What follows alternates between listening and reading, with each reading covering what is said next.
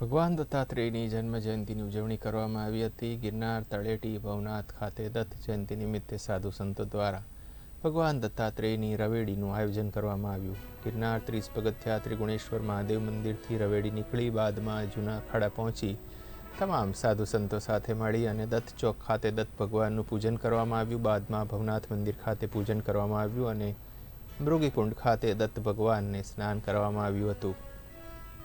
દત્ત જયંતિ નિમિત્તે મોટી સંખ્યામાં શ્રદ્ધાળુઓ પણ ઉમટી પડ્યા હતા અને સાધુ સંતો દ્વારા ધામધૂમથી ઉજવણી કરાઈ હતી.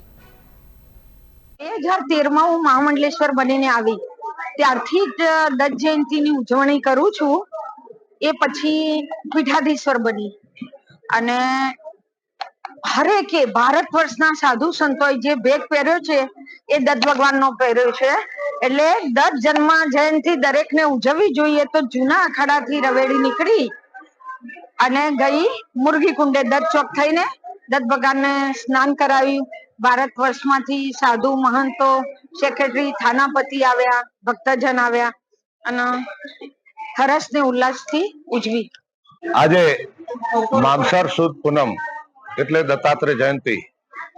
અનસુયા નંદન દત્તાત્રેય ભગવાનને આજના દિવસે જન્મ થયેલો અને અહીંયા ગિરનાર ક્ષેત્રની અંદર દત્તાત્રેય ભગવાનનું સ્થળ હોવાથી અહીંયા દર વર્ષે પરંપરા મુજબ, વર્ષોથી ચાલી આવી પરંપરા મુજબ આપણે અહીંયા ગિરનારની સીડી 30 પગથિયાથી પાલખી નીકળી જૂના અખાડામાં જતી હોય છે. જૂના અખાડામાં પૂજન કરી અને પાછી દત્તાત્રેય ચોક ચરણ પાદુકાએ જતી હોય છે. ચરણ પાદુકાએ દર્શન કરી અને પછી પાછા ભવનાથ મંદિરે દર્શન કરી મૂર્તિકુંડમાં દત્તાત્રેય ભગવાનને સ્નાન કરાવી અને પાછા વાજતે ગાજતે ગિરનારની સીડી ઉપર દત્તાત્રેય ભગવાનને અમે લઈ આવીએ છીએ. પછી અહીંયા પૂજન આરતી કરી અને બધા સેવક તથા ગિરનારના સાધુઓ ભેગા મળી અને અમે અહીંયા પ્રસાદ લેતા હોઈએ છીએ. ભંડારો થાય છે અને તે વર્ષોની પરંપરા છે. આજે માગસર પૂનમ એટલે કે દત્ત જયંતિ એટલે ભગવાન દત્ત મહારાજનો આજે પ્રાગટ્ય દિવસ છે અને જુનાગઢ હોય કે ગિરનાર હોય, આપણે કાયમને માટે ભગવાન દત્તનો આ ગિરનારની અંદર વાસ છે ને એમના આશીર્વાદથી ગિરનાર ક્ષેત્ર, ભવનાથ ક્ષેત્ર અને જુનાગઢની કાયમ આશીર્વાદ મળતા રહે છે.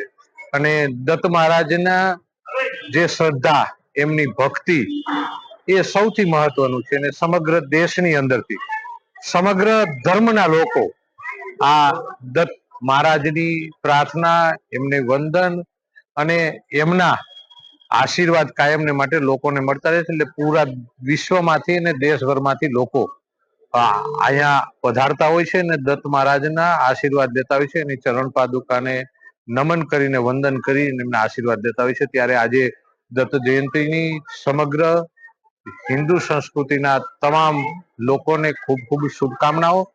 અને આજે અગ્નિ અખાડાથી મહાદેવ ભવનાથ મહાદેવ મંદિર શ્રી મહામંડલેશ્વર જેશિકાલાલજીની સાથે આજે દત્ત ભગવાનની રવેડી આ ભવનાથ ક્ષેત્રના તમામ સંતો સાથે ભગવાન દત્તને આજે મૃગીકુંડની અંદર ત્યાં સ્નાન કરાવી અને ફરીથી દત્ત જયંતિની જે ઉજવણી કરી છે. એટલે તમામ સંત આજે જોડાણા હતા. એટલે આ એક ધાર્મિક વિધિની અંદર પણ આજ મને એક પ્રજાના પ્રતિનિધિ તરીકે, એક લોકસેવક તરીકે હાજર રહેવાનો, એમના આશીર્વાદ લેવાનો અને તમામ સંતોના આશીર્વાદ લેવાનો મોકો મળ્યો. ત્યારે હું મારી જાતને ધન્યતા અનુભવું છું અને દત્ત જયંતિની બધા લોકોને ખૂબ ખૂબ શુભકામનાઓ.